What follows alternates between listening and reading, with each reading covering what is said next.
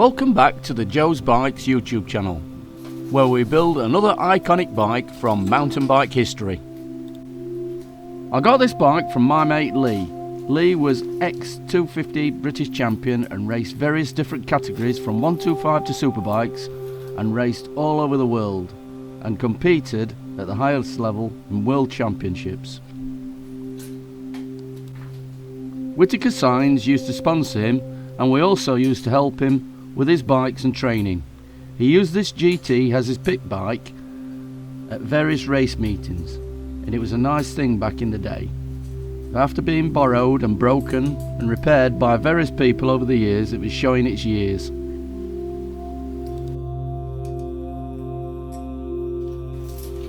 The GT had been gathering dust in the back of his shed for years. He made the decision to bring it in to see what we thought. It would have made a very costly repair, so we made a deal and bought it from him.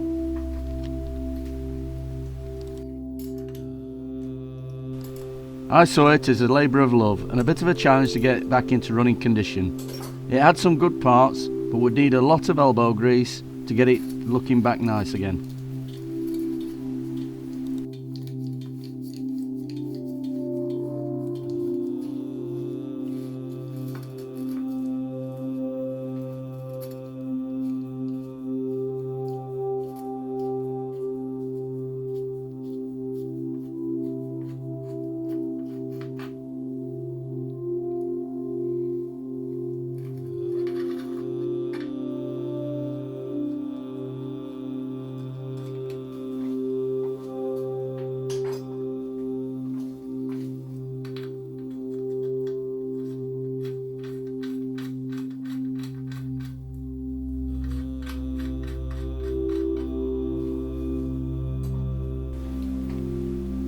Once I'd stripped it down, the first thing I realised was the right hand side of the hub had been cracked by overtension spokes.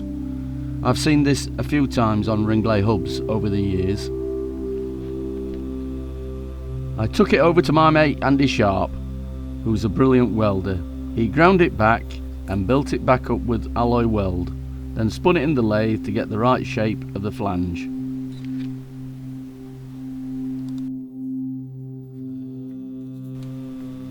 Then it was over to me to mark up and drill the spoke holes back in it prior to building. I sandblasted all the anodizing off the hub, polished it and got it re-anodized blue, but it didn't work very well.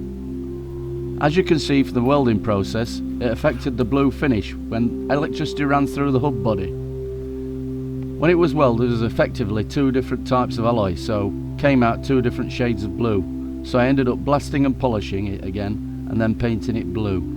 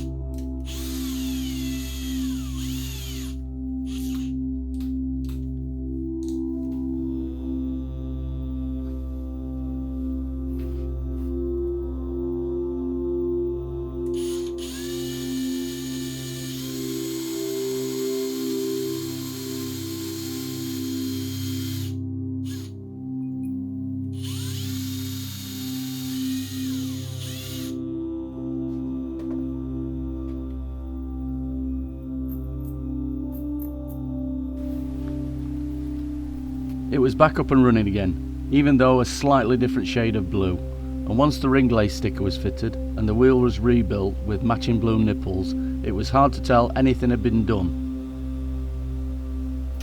We also managed to find a matching rim that matched the front one.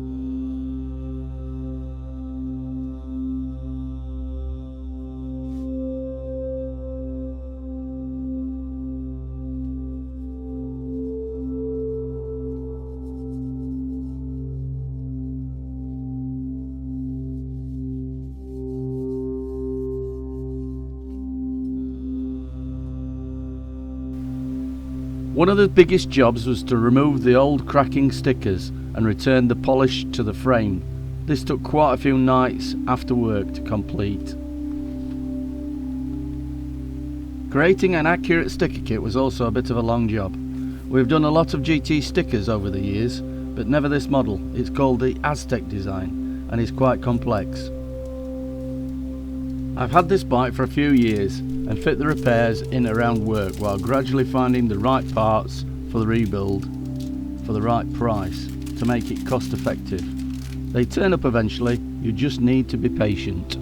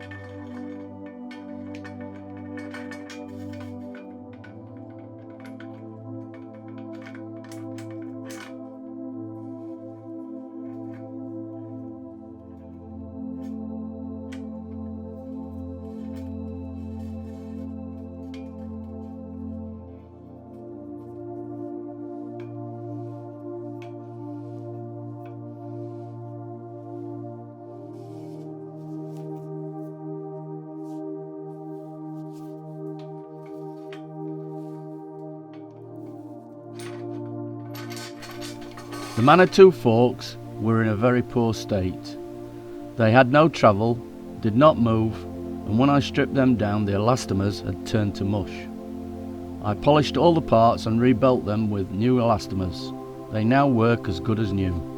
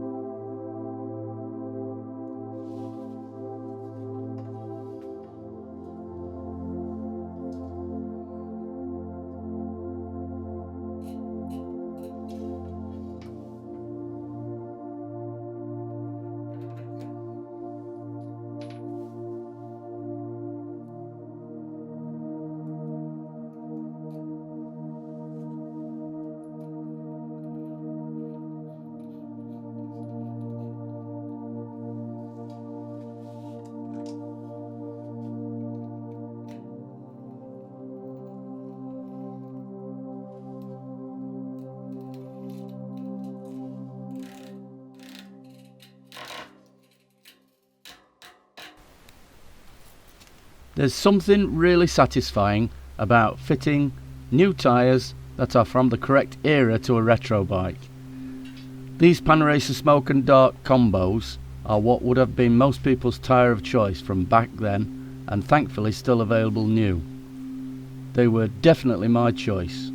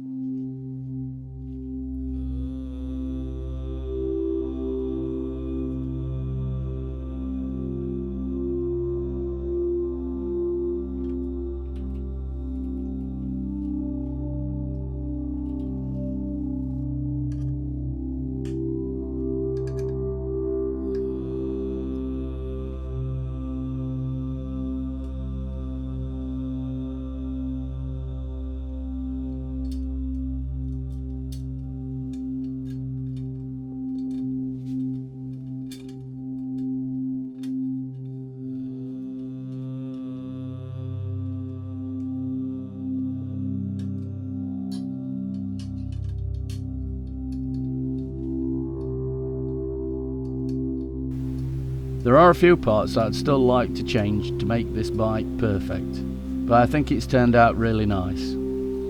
I will probably change the seat post, although I think it suits it, and the Hope seat clamp and wheel releases for something more age correct.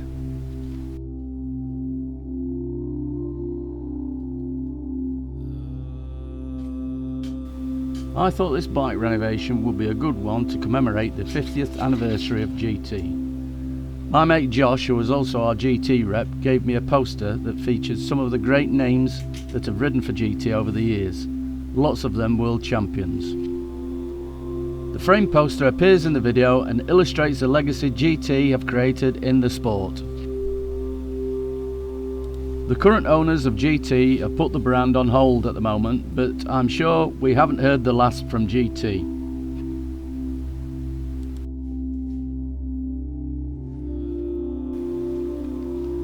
I think if there was one bike from the history of GT that they would be remembered for, it would be the Zaskar LE.